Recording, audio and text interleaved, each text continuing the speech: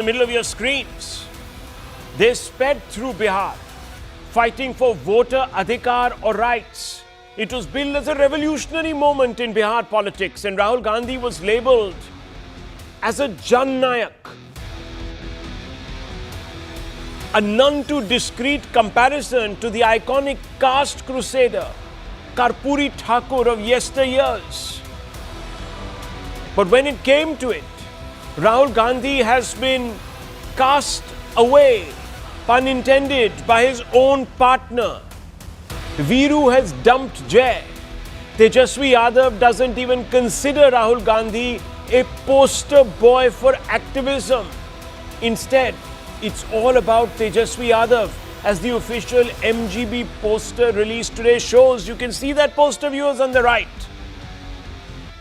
An image only of Tejashwi Yadav emblazoned across the MGB's collective poster. What does this tell you, viewers? Just the poster symbolizes the fact that there is a deep rift in the MGB.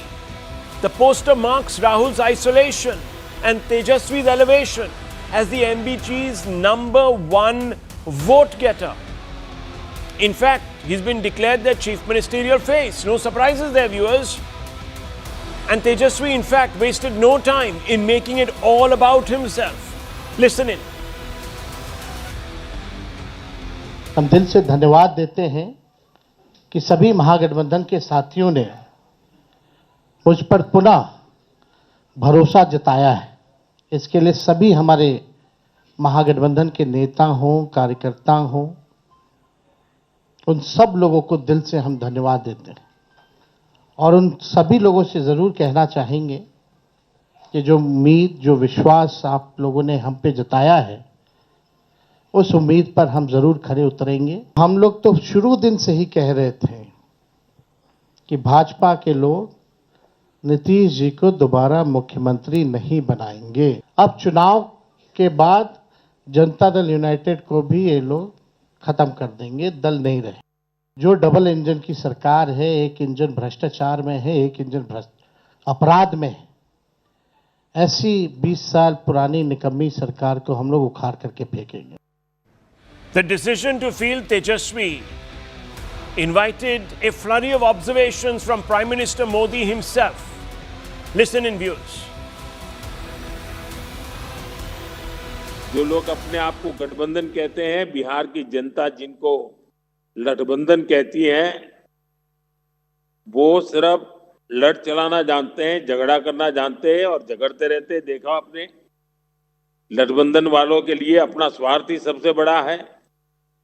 इन्हें बिहार के युवाओं की चिंता नहीं है।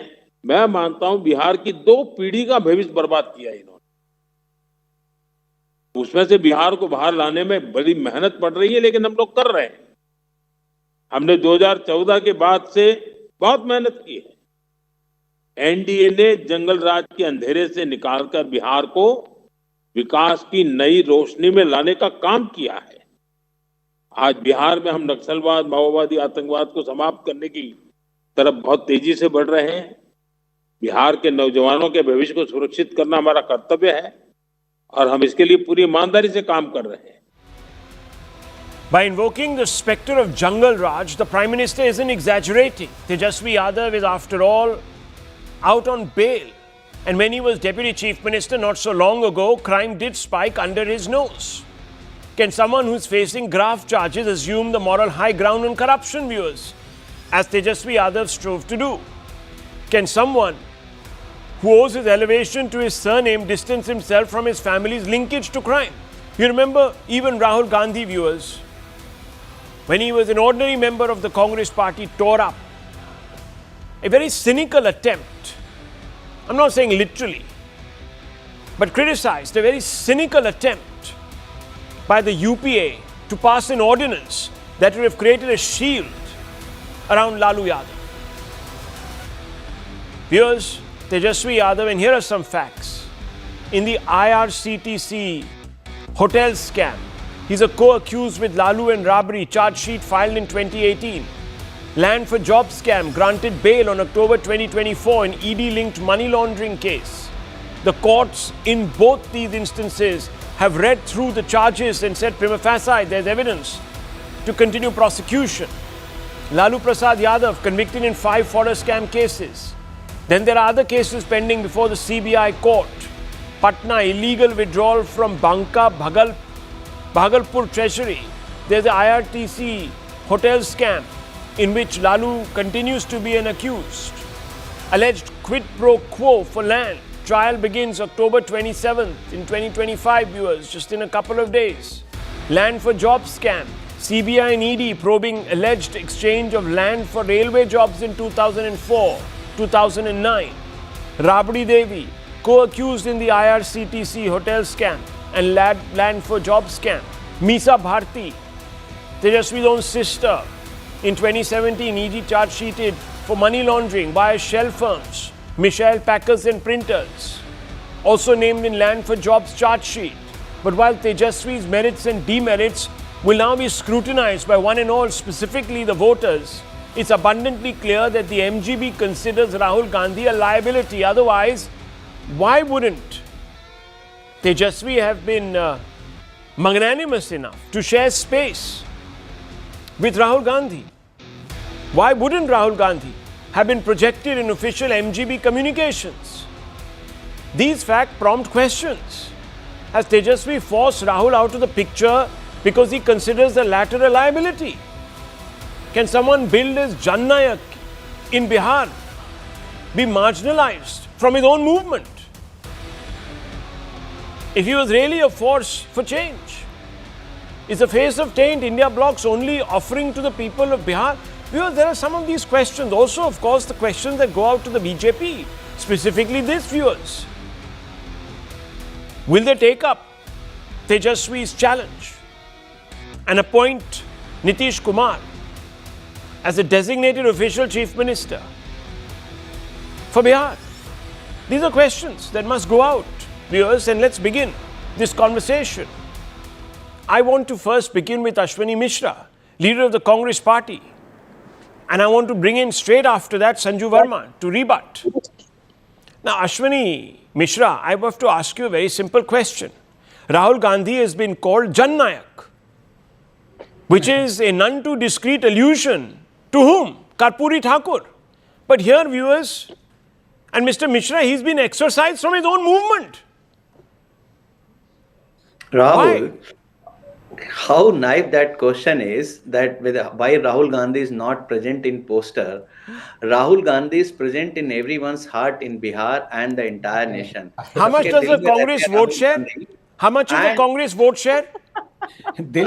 How much is the Congress vote share? Have some courtesy to listen to the answer. At least you said a monologue of 5 to 7 minutes. I thought so. That was your punchline and you stopped there. But continue. Continue. Dil mein baste. Tejashwi Yadav has clearly said that he sees Rahul Gandhi as a next Prime Minister of India. Now, where is the confusion? I don't see why you are trying to build this narrative that there is a rift between us. We are totally united and we are going to be victorious. This is the NDA alliance, which is nation's dividing alliance, is going to lose the Bihar election, and that is can be seen on the faces of all the people who are representing this NDA alliance and the ecosystem.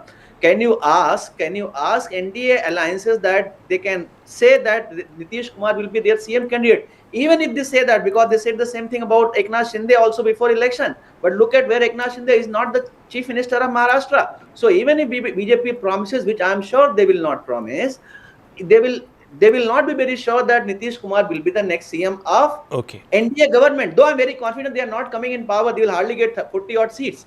So they are not coming in power, but they cannot confidently say that Nitish Kumar is their CM candidate, because Amit Shah ji से order नहीं मिला ना अभी. बार-बार Amit Shah ji pendulum की तरह flow कर इधर से उधर घूम रहे हैं, कभी बोल रहे होंगे, कभी बोल रहे नहीं होंगे.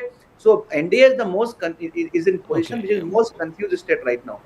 NDA has gone into several elections, sir, without projecting a chief minister candidate and has won. But let's put them aside. You said that Rahul Gandhi हर बिहारी के दिल में बसते हैं. So my fundamental question therefore to you, sir, is Congress का vote share कितना है बिहार में? What is the vote share of the Congress party?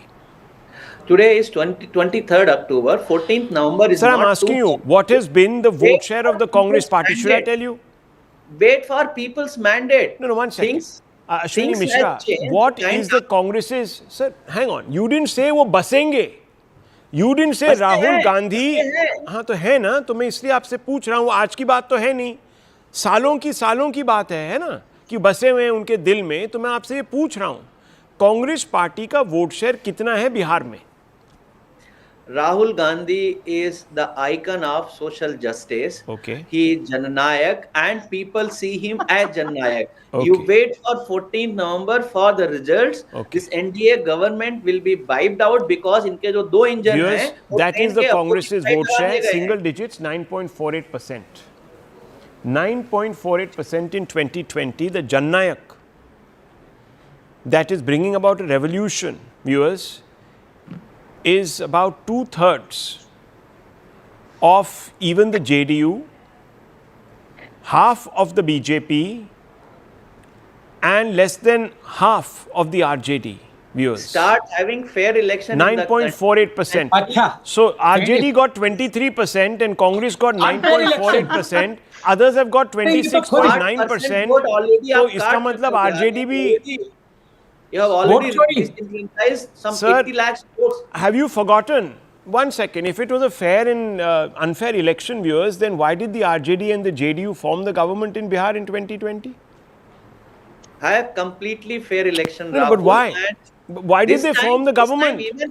Even how did they end up forming the government? Then they didn't say vote chori ho gayi. Help NDA, Rahul. I cannot understand this. Rahul, can you explain to me, Mr. Mishra? If it was an unfair election in 2020, why did the RJD and JDU come to power? How did they come to power if it was such an unfair election?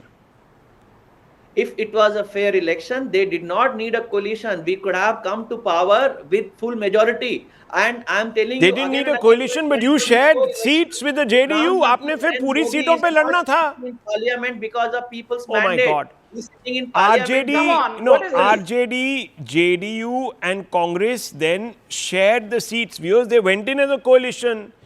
If they thought they were going to sweep the election individually, why would they have to have a seat sharing agreement? Wouldn't you stand for all the seats, all 243 seats? Cannot understand this, viewers. The logic is warped, completely warped. It's belied by the facts. Anyhow, let me open this up. Sanju Verma, the question that keeps coming back to the BJP is, at least we have projected somebody.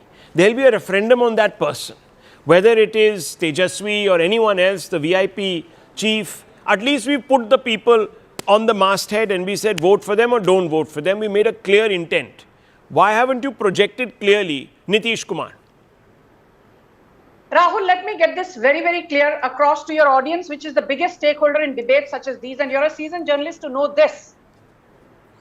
Ahead of Uttarakhand 2022 assembly elections, I remember Pushkar Dhami had been newly anointed as the CM after Tirath Singh Rawat and Trivendra Singh Rawat had been replaced in quick succession. And people had not even heard of Dhami, and they said, "Is baar to BJP Uttarakhand mein gayi." BJP came back to power for the second time in a row in Uttarakhand for the first time in 27 years. I remember ahead of Gujarat 2022 assembly elections, Vijay Rupani, the late Vijay Rupani, and his entire cabinet was dismissed and Bhupendra Bhai Patel was the new CM. And लोगों ने कहा, भाई ये भूपेंद्र भाई पटेल कौन है? विजय रूपानी को तो हम जानते हैं, इनको हटाने का क्या मतलब बनता है? बीजेपी इस बार गुजरात में गई. The BJP came back to power in Gujarat, beating a 20-year so-called anti-incumbency with 156 seats. So my limited point is this. Whether you like it or not, this is not shoving things under the carpet. The BJP fights on issues. It does not fight on the back of a so-called chief ministerial face. And this has been our modus operandi now for the longest time. And it has worked very well. And as they say, don't invent something which is not broken. So I don't see the reason why we should reinvent the wheel when it's been working very fine for us. Can I ask we've you? been fighting on issues and we've been gaining victories in one state after the other. Oh, sure. But Rahul, please, I heard the Congress for a long time. Please bear with me. Hindi में एक कहावत है, एक हार से कोई फकीर नहीं बनता और एक जीत से कोई सिकंदर नहीं बनता। पर एक कहावत और भी है, तूफान में ताश का घर नहीं बनता, रोने से बिगड़ा हुआ मुकद्दर नहीं बनता। तो कांग्रेस के प्रवक्ता जब नेशनल टीवी पर आकर रोना धोना करते हैं, ओ all is well, all is not well, and I'll tell you quickly, Rahul, bear with me for 10 seconds. RJD fighting on 143 seats, the left fighting on 33 seats, IP Gupta's party fighting on 3 seats, Mukesh Sahani's party fighting on 15 seats, which means the Congress will be fighting on only 61 seats since they've declared 255 candidates. But since there are only 243 seats, it means on 12 seats, the Congress is fighting against RJD, RJD is fighting against the left, and the Congress is fighting against the left. So my first point is, there are internal frictions and fractions within this very fractious alliance called the Mahagathbandhan. Okay, so one second. Let me come back to the original question that I posed. All that is fine. We recognize the contradictions. We have seen how this is actually a bit of a divided house, but the same could be said about the NDA. Now, I want to ask you a question, ma'am. Why are you in alliance with Nitish Kumar, who has dumped you at least on 3 different occasions? Why would you be in alliance with them if the BJP was going to be a force for change in Bihar? Just a question. Rahul, I want to make one thing very clear, and I think, this is a very tricky question, but I will not shove this under the carpet. Let me answer you very straightforwardly. I can see Mr. Ranganathan having that smile, or should I say it a smirk. But I will say this. In politics, there are no permanent enemies. There are no permanent friends. Oh, that's true. Do we need the JDU now? Because this is not just about Bihar, but also about protecting the alliance at the center. Yes, I will say that danke ki chot par. Okay. And Nitish Kumar, despite having changed his loyalties ever so frequently, at this point, is he with NDA? Yes. Is he with the central government? Yes. Has he sworn loyalty to Prime Minister Modi? Yes. So I don't see any reason why we should be abandoning him when in good faith, as you and me speak, he says he's with us. And I don't think I will buy into Pappu Yadav, who was not even given his 2 seconds of fame on the stage, was shot aside by Rahul Gandhi and Tejashwi Yadav. And he says, you know what? Okay, but Nitish Kumar will join the Congress after I appreciate your candor. Sanju Verma, appreciate your candor. Of course, it is your prerogative as an alliance who you want to project as your chief ministerial face or not. That is your prerogative. Candor, and I think I will lose my role as the national spokesperson, Rahul. No, you won't lose your role as the national spokesperson. I can tell you, truth is never punished and it always is victorious. But I just want to say one thing very, very clearly, viewers. Look, the problem begins now. If you project somebody, then you have to appreciate that it's going to be a referendum around that one leader. Rahul Gandhi is certainly not on the slate. And this we can see. And I want to quickly bring in Sanjeev Srivastav ji, senior journalist, and Dr. Anand Ranganathan into this conversation. Dr. Ranganathan, let me begin with you first, so Sanjeev Srivastav can respond to you. Dr. Ranganathan, I have a small quibble with the India bloc. Yes, they have projected Tejashwi Yadav, who takes the stage and says, this double engine, one end of that engine is corrupt and the other one promotes crime. Is Tejashwi Yadav in a position to take a moral high ground on crime and corruption? It's a very simple question that I'm putting out there. Good evening, Rahul. The answer, first of all, to you is absolutely no.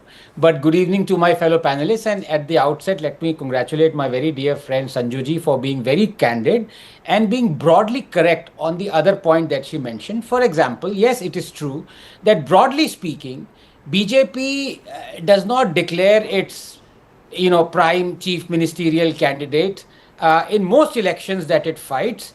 Other than, I think Yogi was the last where you knew that Yogi is going to be, because he was an incumbent. And I think when it comes to prime ministership, you have certain names that are declared.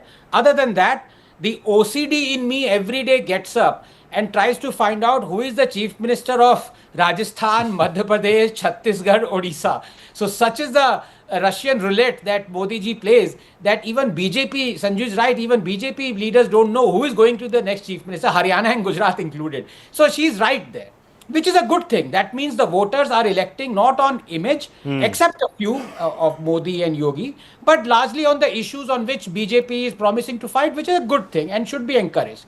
The other point also, she's very candid talking about why BJP is an alliance with Nitish Kumar, given the fact that Nitish ji is an alter ego of Donald Trump. I mean, I don't know which one can be trusted less, Nitish Kumar or Donald Trump. But with both, it has to be said, Modi has a very good working relationship at least. He hasn't surrendered to both. Look, but the issue is of the alliance. And here, first of all, I must congratulate Ashwani ji for accepting that the elections of 2020 were rigged and RJD did vote chori, that it actually got 23% of the vote share. So that is something that will possibly go down. I hope he doesn't run the risk of becoming another Sanjay Jha and is suspended. But the fact of the matter is this. Let me draw a cricket analogy because that is in vogue right now. You have a cricket team. You have a player who plays in the team. Yes. Then you have a player who is warming the bench, who is the 12th person. Then you have a third candidate who is actually the drinks man. And the fourth one is who's not even allowed to be in the stadium. Rahul Gandhi's predicament right now is not a player. He is not a 12th man warming the bench. He is a drinks man. And the chances are after these elections, he might not be allowed anywhere in the vicinity of the stadium. Because to have one phrase, VIP in, VIP out. The VIP out is Rahul Gandhi. The VIP in is the Deputy Chief Minister candidate Mukesh. Now it beggars belief that a party that is shouting from the rooftops, we will give justice, we are going on this yatra, this, that, isn't even taken as seriously as to have a nomination for a Deputy Chief Minister candidate. And the fact of the matter is, when they talk about relationships of Modi with others, of course it's hypocritical. But will they please, Ashwani ji please explain that the VIP party of Mukesh was actually with the NDA. And it is purely because of caste arithmetic, because there are 11% of the Bihar electorate that party panders to. It is that Congress and the allies have accepted that into their fold. Okay. Why have they chosen an erstwhile NDA partner to be now the Mahagathbandhan partner? Will Ashwani ji have the guts to answer that question? No, he won't. Well, let me ask senior journalist Sanjeev Srivastava, a close observer of politics in the north, and I want to ask you, sir, Jan Nayak is not even a part of his own movement. Jan Nayak, I mean Rahul Gandhi. ये कैसे हो गया, sir? This is, I find it astounding. At least, whether they make a pretense or a show of it, at least the NDA has Nitish Babu, has the Prime Minister, has Mr. Paswan, has the other recalcitrants, all on one board. At least they say, chalo, these are our faces, you can throw darts at them or not. यहाँ तो sir, dart फेंकने की गुंजाइश ही नहीं है. Because the Jan Nayak is missing. How is that possible? The Jai has dumped Viru, or Viru has dumped Jai, whoever you think fits the role of Amitabh Bachchan in that state. Well, very honestly, Rahul, I don't find it so surprising. Because if Tejashwi is the face of Mahagathbandhan, Tejashwi is the Chief Minister designate, and there is no denying the fact that Rahul Gandhi cannot compete or compare with Tejashwi Yadav so far as popularity is concerned in Bihar. It's a state election, and the person who is representing the opposition alliance or Mahagathbandhan is Tejashwi, Mukesh Sahani and others. So Rahul Gandhi and Congress party, like you rightly said, they have a less than 10% vote share. And so they can at best play a supporting role of a supporting cast.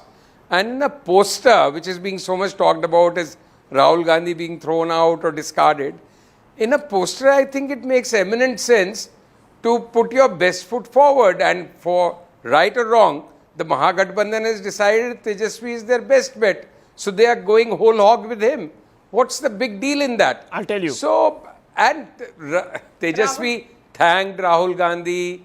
Tejashwi accepts Rahul Gandhi as their national leader. So the BJP and whatever, and it's politics, so the other side of the ecosystem can keep on raising this issue. Since you observe, but I don't think it is an issue with I don't think it is an issue with the voters of Bihar. Okay, it's not an issue with the voters. It can be a big issue elsewhere.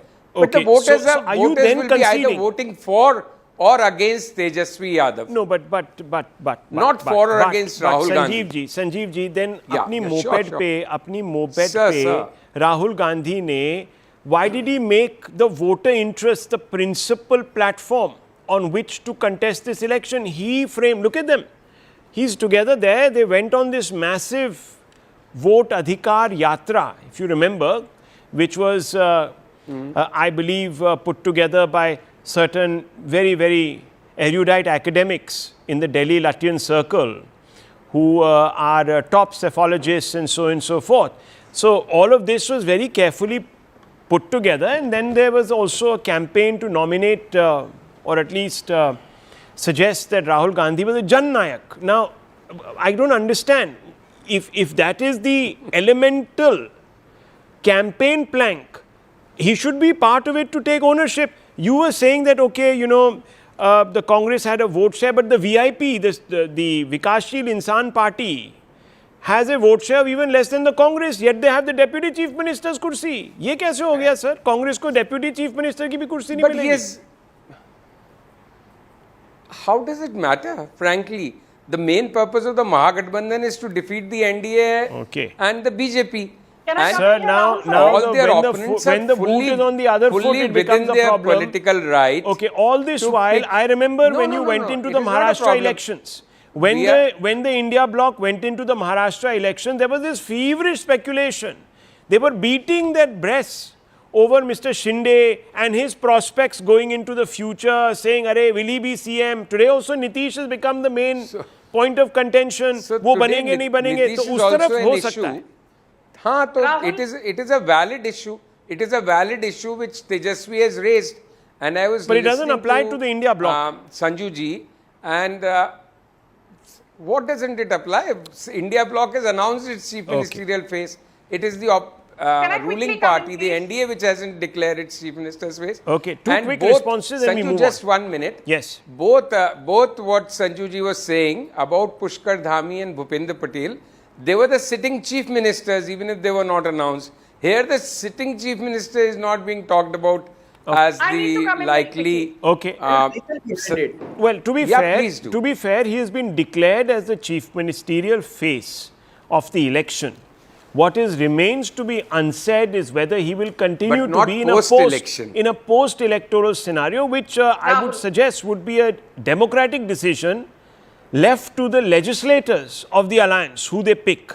I suppose that would be only fair. But anyhow, I think that's perfectly legit. that's legit. That's Then perfectly where is legit. the But it's where is the also problem? perfectly Very quick legit responses. to- Okay. for the- I mean, No, in a Rahul, democracy, it's that's a how it should political be. thing. So Mahagathbandhan will keep on raising Rahul, it. can I Okay, please? quick ones. Yes, quick counter from Sanju Verma My and last quick word from counter is Dr. this. Ranganathan. Yes. Rahul, you asked, the Congress spokesperson about vote share. I will just leave your audience with this thought. The Congress saw its vote share increase from 6.66% to 9.48% between 2015 and 2020 Bihar Assembly elections. But guess what?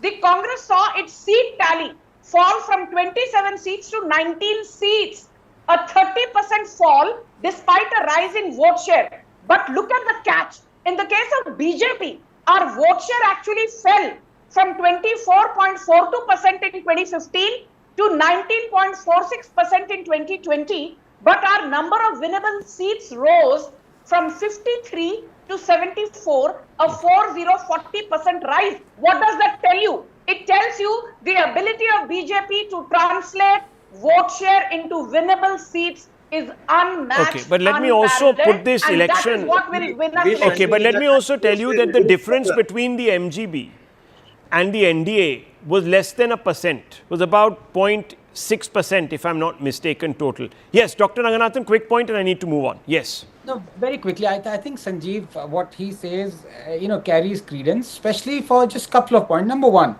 when he says, look, is this an issue for the electorate of Bihar? It might not be. But then one can obviously always rhetorically ask, what is the issue? Is the issue the fact that in the last 4 years, the GDP per capita has increased by 50%? Now, is that not progress? I would say it is. But having said that, 14th November, come what may, Rahul, is going to be a great day for the Congress because it is Chacha Nehru's birthday. Okay, well, who wears the rose?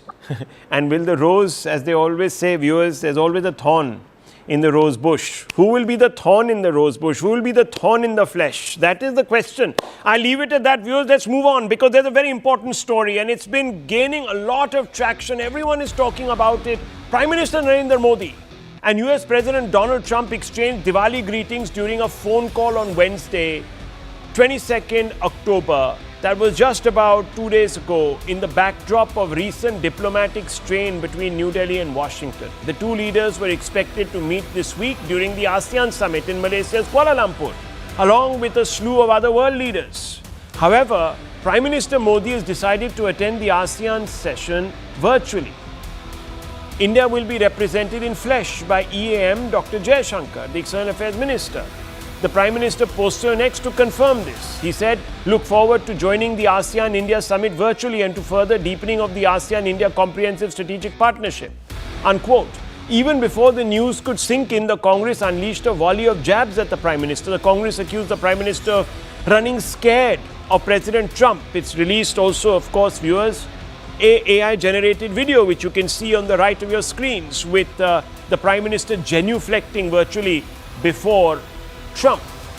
Jairam Ramesh, Congress spokesperson, said, and I quote, for days the speculation has been, will he or won't he? Will Modi go to Kuala Lumpur for the summit or not? Now it appears certain that the Prime Minister will not go.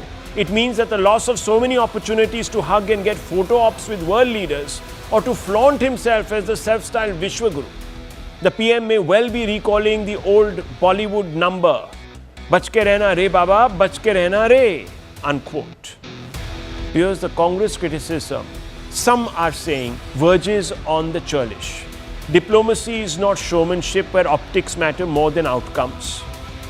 It should know better when Prime Minister Dr. Manmohan Singh and his then Pakistan counterpart, Prime Minister Syed Yusuf Raza Gilani, just over 6 months after the 26/11 Mumbai terror attacks, met in Sharm el-Sheikh. Viewers, while the meeting was high on optics, it was a strategic blunder. That meeting culminated in a joint statement delinking composite dialogue from Pakistan's action on terror. In other words, viewers, in one fell swoop, India lost leverage over Pakistan because Dr. Manmohan Singh allowed himself to be sweet-talked by his Pakistani counterpart. Modi is too experienced and canny to allow the performance artist in Trump to dictate the script as the two nations negotiate a tricky territory. Modi's attendance at the ASEAN would have pulled him into the performative, spectacle-driven diplomacy of Trump. The decision to skip, therefore, is an act of strategic restraint. That's what many people are saying. And I want to begin this conversation with Dr. Ranganathan. I want to ask you, strategic restraint sometimes counts for more in diplomacy, in positioning, than performative diplomacy. Do you think the setup points that I made, Dr. Ranganathan, have some value? They do, certainly. And I'd just like to make a couple of points out here. Number one, if India was a member of any organization and the Prime Minister was invited to it, and then at the last moment the Prime Minister said, I'll be attending it virtually, then maybe antennas might be raised. But out here, India is not a member of ASEAN. So, and it's not that India is hosting the summit and Prime Minister is missing. It's just a fact. The same thing was in Sharm el-Sheikh. India felt no need. We are looking after our interests, and it is despicable for Congress to time and again use Trump as for Modi bashing, when the all evidence points to the exact opposite. I mean, please remember, ever since the time that Trump imposed 25% tariffs on account of us buying Russian oil, and Trump has been shouting on the rooftop, do not buy Russian oil. Ever since that time, we have bought 130 million barrels of Russian oil. Would you call that surrender? No, you wouldn't. Any sensible person wouldn't. But the shamefulness of Congress is that they latch on to Trump so that they can, use that as a stick to beat Modi, without realizing that Modi is actually using a carrot and stick policy with Trump. Modi is out bullying the bully, and that is what is unsettling Trump. we have gone transactional. And here I have to possibly give Trump the credit for India going transactional. India actually realizes there are no friends and there are no enemies except a couple of countries. So it's a fact. Let us accept it and let us just go with कथनी और करनी में जो फर्क होता है ना, वो यहाँ पे दिख रहा है. I'd much rather have deeds than words. If the deeds dictate that, look, we have not bowed to Trump or any other country, we continue to buy Russian oil, we continue to save upwards of $25 billion for Indians. I don't care where Modi goes or whether he goes or not. So, Rahul? so one second. I just want to bring some facts and bring in Ashwani Mishra, and after that, Sanju Verma, you can please respond to Ashwani Mishra. I just want to make a point. Mr. Mishra, please tell me, on July 1st, the same Jairam Ramesh, just about 3 months ago, what did he say? Ahead of the Prime Minister's upcoming overseas visit, the Congress party, and I'm quoting, launched a sharp attack accusing him of avoiding pressing national concerns. बोला घर में बैठो, बाहर जाने की क्या जरूरत है? These are the quotes.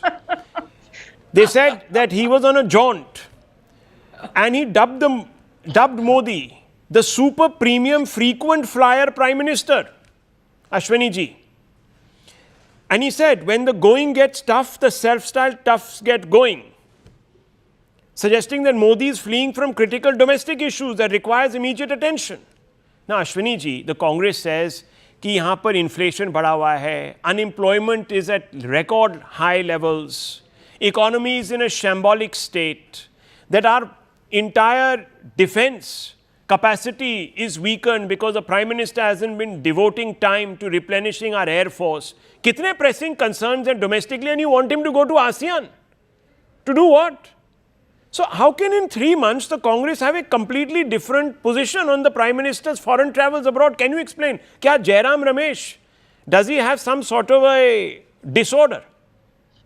I think disorder lies in this panel, Rahul ji, because the fundamental problem is Modi ji के पास एक शीटी है, एक whistle है. He'll just blow the whistle and say everyone run, and people will start running it. We'll ask why you're asking us to run. Then you will say, why are you asking Modi ji? Now suddenly Modi ji realized, no need of running, so he'll blow the whistle again and say stop. Sir, you're not making sense. Can you be clearer? I will make sense. I give you more time, just be clearer. Can you explain? Jairam Ramesh was saying, 1 minute sir, Jairam Ramesh was saying just 3 months ago कि आपके लिए बहुत काम है, you have to do a lot, you have been absolutely derelict of your responsibilities on the domestic front. Stop becoming a frequent flyer, super premium frequent flyer Prime Minister. These are his words, not mine. I have pulled out the tweet and I can show our viewers the tweet also. Now, 2.5 months later, by the Congress's own account, it has been saying in Bihar, unemployment is higher, the economy is tanking, there are many crises at home. Why does it want the Prime Minister to go to ASEAN? So you agree these all crises are there in home? Arey bhai, I am saying that you are accusing him. What is this, Rahul? Exactly Please. the question. Exactly He's not my making point any I was sense. trying Can to I make, please Rahul come ji. in? Exactly the point I was trying to make. Modi ji Arey, से what's the सवाल point? Just पूछना ही accept it and move on. ही सबसे बड़ा problem है. We cannot call every move of Modi ji is a master stroke without questioning him. That is I the need to fundamental come in problem here. I'm Okay, telling. let me just bring in the Sanju Verma's point of view. Let me finish my point. Yeah. Let me finish. Rahul, Anand ji said why that. is it that I get, No, I we have you'll speak get at enough the time, very don't worry. end. No, Yes. How many times we will fail Oh on my a God, can I diplomacy please before have we my realize? say? Okay, so I you're don't not want taking to a position on Jairam listen to this Ramesh's background catatonia. music. It's okay. Sometimes he says, don't go abroad, there's too much to do. Then after 2 months he said, nahi ab bahar jao, for God's sakes, don't be around. Give us some let off at Bihar. Don't come and campaign there. Do other things. Go to ASEAN. Please, leave. I can't understand, viewers. Can I please How can a come in? party change its view Rahul ji, in precisely 82 days? Anyhow, let me bring in Sanju Verma. Sanju Verma, you want to respond? Yes. Please tell me, Yes. is the Prime Minister running away from Trump? You know, Rahul, let me say one thing very clearly. This is a serious debate. I first want to focus on facts. Prime Minister Modi's ASEAN policy is based on 3 C's: commerce, connectivity, culture. You will be surprised to know, though you are very well aware of facts, in the last 11 years, there has been a 25-fold, mind you, not 25%, Okay. a 25-fold jump in India-ASEAN bilateral trade, which currently stands at $135 billion plus every single year. That's my second point. My third point, Rahul, do you know, since we just discussed Bihar in the previous debate, which is the region which sends the maximum number of students to the Nalanda University in Bihar, apart from homegrown Indian students? It is students from ASEAN. Let me tell you who are the biggest users of India's digital public infrastructure, barring homegrown Indians. Okay. It is people from the ASEAN countries.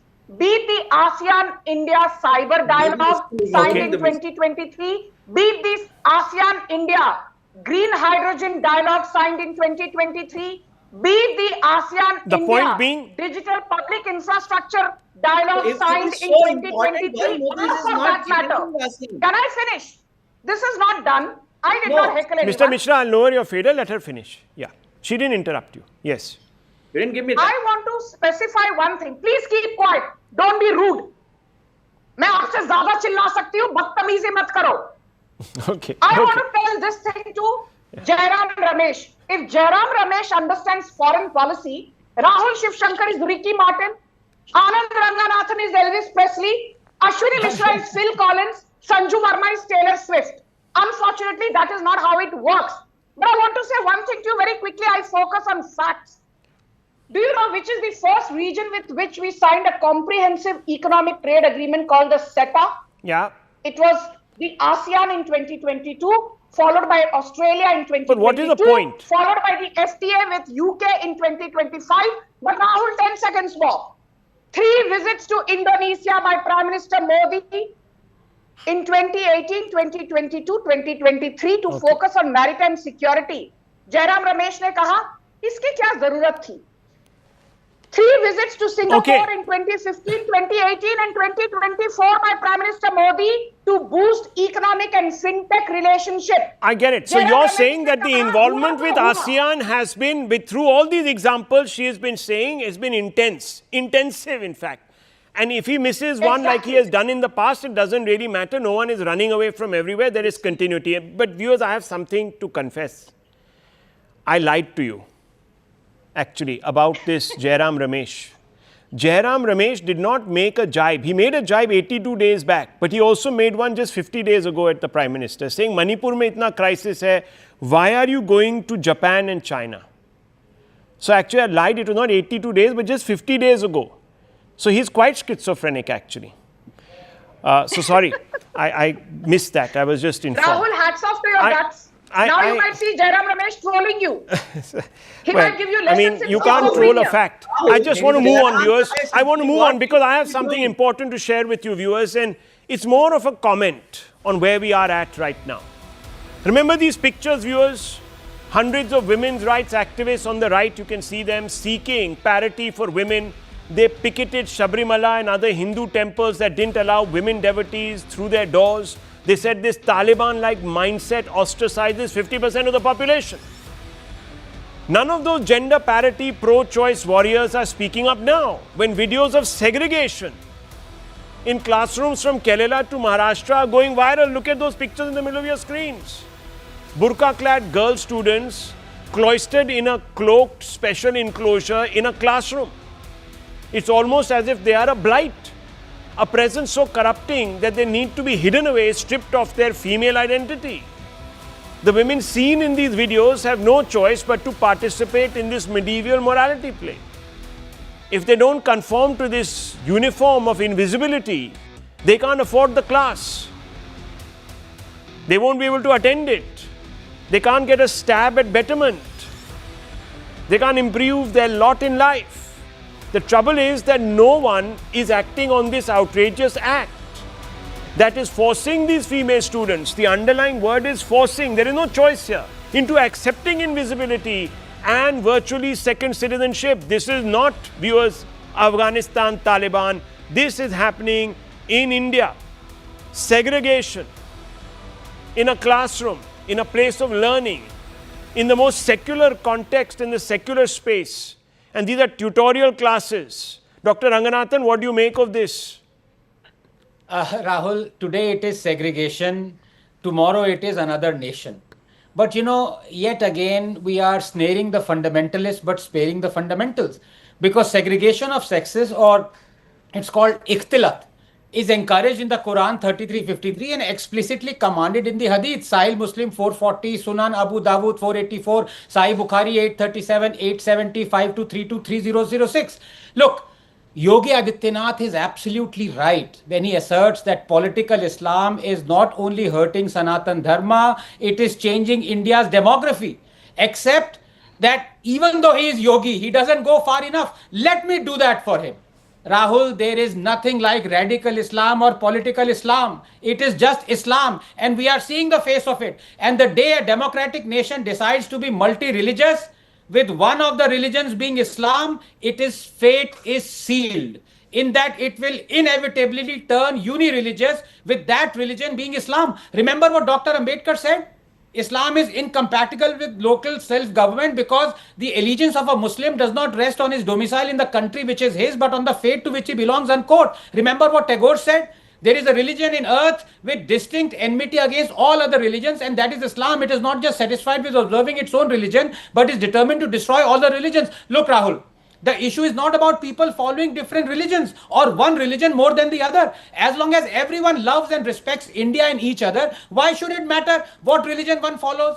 Unfortunately, though, we live in a real world and it does matter. We have seen this all too often. When the newly converted become proverbially more Catholic than the Pope, they begin to espouse values that are not in consonance with Indian values of love, tolerance for everyone and every religious belief. Demographic change is not just a ticking time bomb, Rahul. It is now a hissing time bomb that can explode any time. It has devastating consequences. And why are people finding this talk of demographic shift of Yogi uncomfortable? Or have we reached a stage where we cannot even state facts? Is it not a fact that a particular religious denomination is increasing compared to the others? Look, if you were to take as a starting point the premise that all religions are the same, then there is no issue.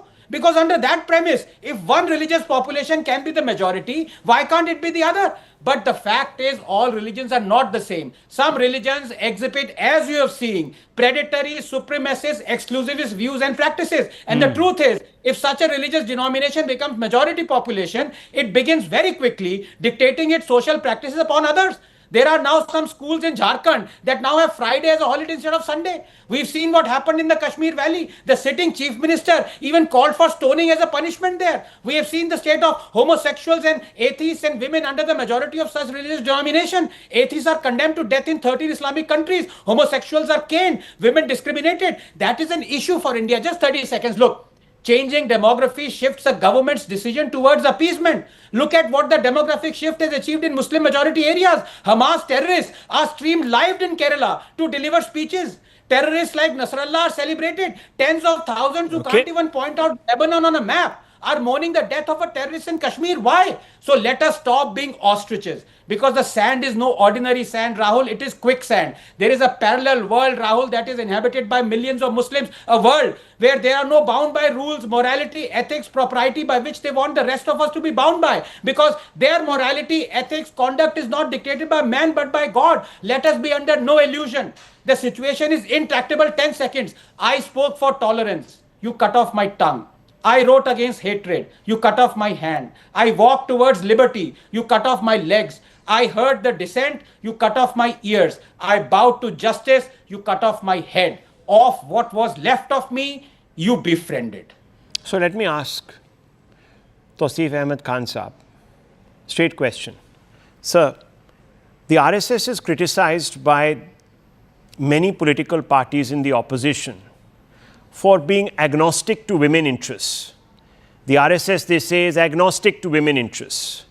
The RSS ostracizes women, has a medieval mindset and approach towards them, and therefore it doesn't play a constructive role. What is this, sir? Many of your own, the party that you sympathize with, TMC, was aghast when the Taliban came to India, because there is segregation. If women are allowed into schools, then they have to go this way and they are segregated. This is pretty much what could be happening in Afghanistan. This could be Kabul. But Tausif Sahab, none of the TMC's Mahila Morcha have come out and spoken. what is going on? Neither has Mamata Banerjee come out and spoken. Why the silence? You see, Rahul, in these kind of instances of gender segregation in educational institutes, there is no scope for being Islamophobic as Anand was being right now. Anand was unnecessarily making, hypocritical and Islamophobic statements and connecting it with the Quran. As you yourself pointed out, I was also going to point this out. Some of the top convent Christian missionary schools, they follow this gender segregation. There are separate schools for girls, separate schools for boys. RSS shakhas, RSS, so many training classes they conduct separately for men and for women. But you have a problem with that, no? You don't have a problem with this. There is a conspiracy of silence. I'm telling you what do you condemn this? Yes or no? That I will say. I'm saying I have a problem. Rahul, 1 minute. Anand, do not interrupt. You see, I have a problem where equal opportunity is not given to both the gender. At least here, the women are receiving the education. They have the equal opportunity to receive. There is a problem here. With a choice. They are being invisibilized. They are being invisibilized. Freedom of choice. They are being invisibilized. There is no choice. Please do not interrupt. Allow me to speak, Anand and Rahul. You see, here, women have a choice to either wear burqa or not. There's a choice given to the parents. Right. A family who want to send their children wearing burqa, there's an option. Okay, one second. Now, viewers, choice argument comes in. Now, choice argument comes in. No, 1 second. Now, choice argument comes in. If they go without a burqa, viewers, do you think they'll be allowed into this class? No, they won't be. So, if they want to better themselves in life, if they want to better themselves in life, they have to go in this livery. That's the and they have to be veiled. And viewers, you have to be invisibilized because obviously you are too much to contemplate.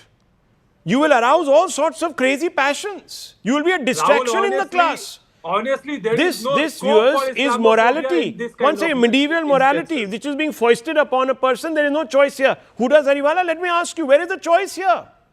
Where is the choice? Well, first off, wishing all your viewers and the panelists a very happy Diwali. Let me come straight to the point. When you're talking about choice, it is the Constitution of India, wherein from the Articles 25 to 31 guarantees the fundamental rights, which includes the freedom of religion, which is Article 25 to 28. So you're saying that religion in a secular space is okay. Right? Yeah. So, Article 25 provides a freedom for conscience and right to profess, practice and propagate religion, right? Now, when you're talking about the choice, we have seen often that the gender-based discrimination in education, especially amongst Muslim women, has been prevalent for a really long time. And when we talk about do you support this, yes or no? Absolutely not. See, Good. Muslim girls... There you have it.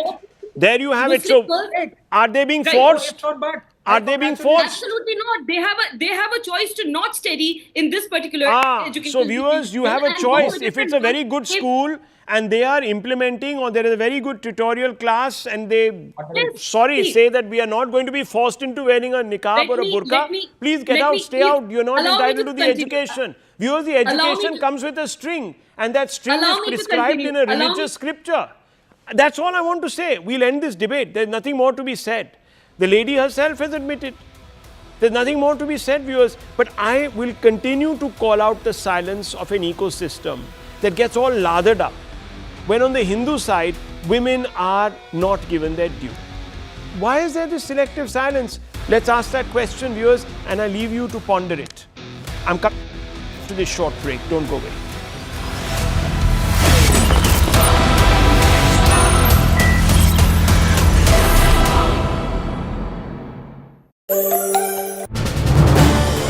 This is News 18 Network.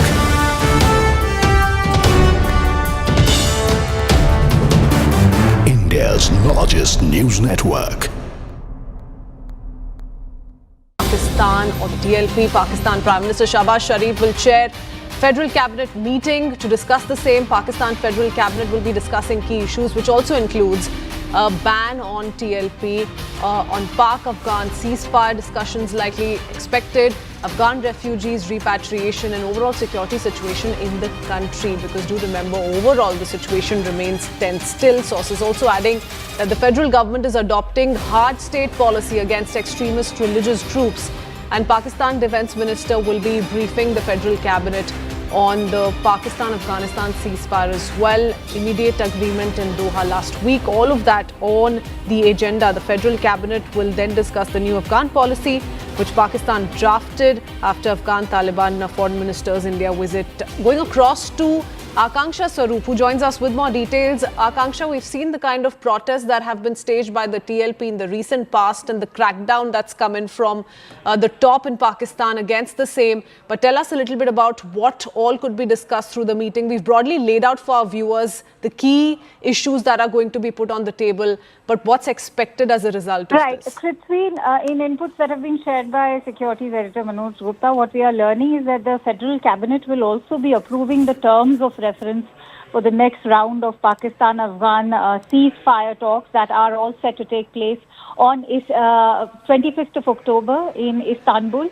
And remember, Turkey is playing a very critical role, as is Qatar. And if you are to talk about the overall priority of this federal cabinet meeting, it is going to be with regards to the recent conflict that happened across the Durand line between Afghanistan and Pakistan. The big question that everybody is asking right now across the globe, not just in Afghanistan and Pakistan or India, is that for how long will this ceasefire hold? It's a very fragile ceasefire.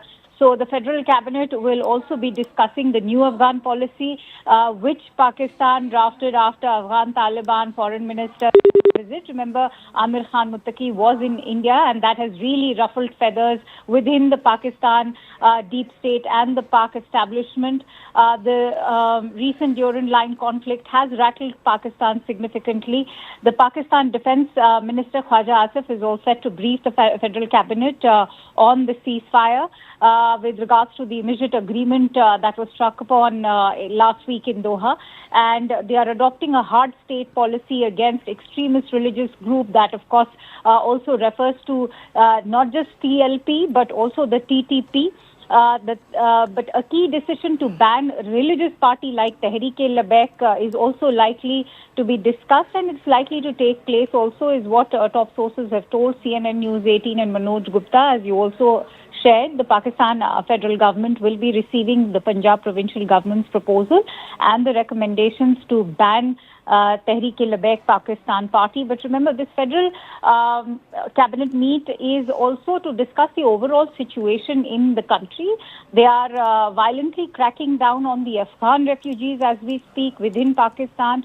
And as has already been indicated by the Defence Minister of Pakistan, Khwaja Asif, that the relations between Afghanistan and Pakistan no longer remain the same. Henceforth, they are packing up thousands and thousands of Afghan refugees and repatriating them.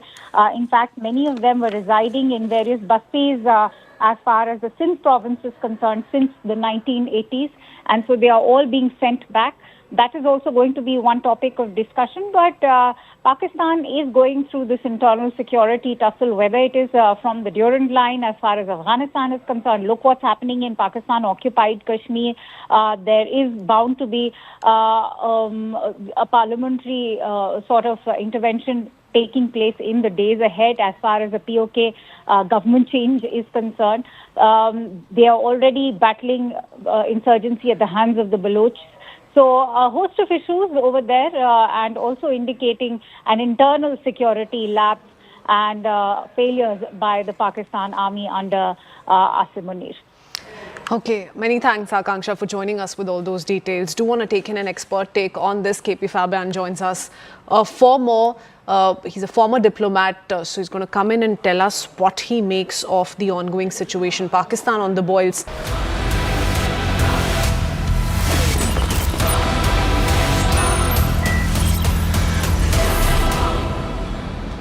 Viewers, important news. Pakistan has struck a deal with Saudi Arabia to save its crumbling economy. The Strategic Mutual Defence Agreement aims to ensure security stability for Saudi Arabia while fostering economic stability for Pakistan. As part of the agreement, Pakistan will deploy substantial military forces, including 25,000 soldiers across various Saudi military bases and cities to protect Saudi Arabia from any aggression. In return, Saudi Arabia's significant financial investment to the tune of $10 billion and commitment to bolster bilateral trade to $15 billion will bolster Pakistan's economy, making it more competitive. India is monitoring the progress of the deal. Intelligence sources say it will not shift the regional dynamic in South Asia, but India must factor other players in its security calculus.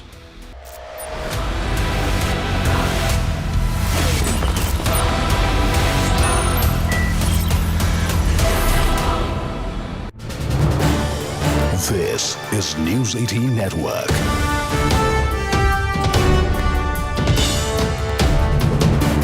India's largest news network. Pakistan or the DLP, Pakistan Prime Minister Shahbaz Sharif will chair Federal Cabinet meeting to discuss the same. Pakistan Federal Cabinet will be discussing key issues, which also includes a ban on TLP, on Pak-Afghan ceasefire discussions likely expected, Afghan refugees repatriation and overall security situation in the country. Because do remember, overall the situation remains tense still. Sources also adding that the federal government is adopting hard state policy against extremist religious groups. And Pakistan Defence Minister will be briefing the federal cabinet on the Pakistan-Afghanistan ceasefire as well. Immediate agreement in Doha last week. All of that on the agenda. The federal cabinet will then discuss the new Afghan policy, which Pakistan drafted after Afghan Taliban foreign minister's India visit. Going across to Akanksha Swaroop, who joins us with more details. Akanksha, we've seen the kind of protests that have been staged by the TLP in the recent past and the crackdown that's come in from the top in Pakistan against the same. But tell us a little bit about what all could be discussed through the meeting. We've broadly laid out for our viewers the key issues that are going to be put on the table, but what's expected as a result of this? Right. Krithvi, in inputs that have been shared by Securities Editor Manoj Gupta, what we are learning is that the Federal Cabinet will also be approving the terms of reference for the next round of Pakistan-Afghan ceasefire talks that are all set to take place on 25th of October in Istanbul. And remember, Turkey is playing a very critical role, as is Qatar. And if you are to talk about the overall priority of this federal cabinet meeting, it is going to be with regards to the recent conflict that happened across the Durand line between Afghanistan and Pakistan. The big question that everybody is asking right now across the globe, not just in Afghanistan and Pakistan or India, is that for how long will this ceasefire hold? It's a very fragile ceasefire. So the federal cabinet will also be discussing the new Afghan policy, which Pakistan drafted after Afghan Taliban foreign minister visit. Remember, Amir Khan Muttaqi was in India, and that has really ruffled feathers within the Pakistan deep state and the Pak establishment. The recent Durand line conflict has rattled Pakistan significantly. The Pakistan Defence Minister Khwaja Asif is all set to brief the federal cabinet on the ceasefire with regards to the immediate agreement that was struck upon last week in Doha. And they are adopting a hard state policy against extremist religious group that, of course, also refers to not just TLP, but also the TTP. But a key decision to ban religious party like Tehreek-e-Labbaik is also likely to be discussed, and it's likely to take place also, is what top sources have told CNN News 18 and Manoj Gupta. As you also shared, the Pakistan federal government will be receiving the Punjab provincial government's proposal and the recommendations to ban Tehreek-e-Labbaik Pakistan Party. But remember, this federal cabinet meet is also to discuss the overall situation in the country. They are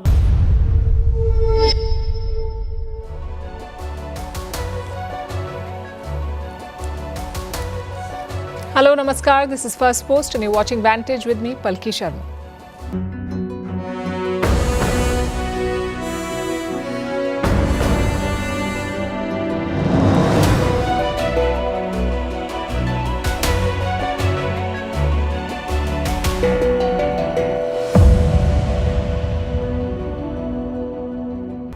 He promised to end the war on day one in office. It's been 9 months. The war has not ended. And now Donald Trump has done what Joe Biden had been doing, impose sanctions.